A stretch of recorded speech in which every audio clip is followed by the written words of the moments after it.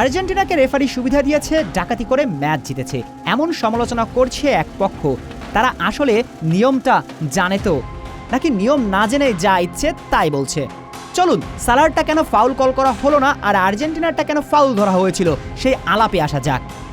ছবিটা ভালো করে খেয়াল করুন। সালার পায়ে যখন ধাক্কা লাগছে তার আগেই বল সালার নিয়ন্ত্রণ থেকে দূরে চলে যায়।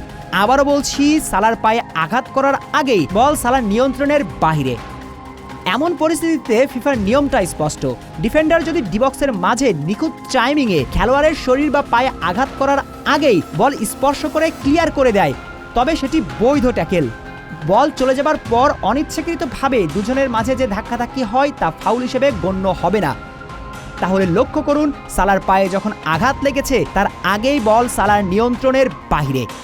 এরপর অনিচ্ছাকৃতভাবেই ডিফেন্ডারের টাচ লাগে সালার পায়ে, এটা কখনোই ফাউল নয়। এবার আসুন আর্জেন্টিনারটা কেন ফাউল হয়েছিল এই আলাপে।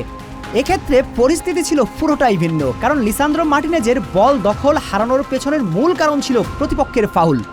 আবারও বলছি, লিসান্দ্রো মার্টিনেজকে আঘাত করে বল নিয়ন্ত্রণ নিয়েছিল মিশরের ফুটবলার। এবার নিয়ম কি বলে জানা যাক।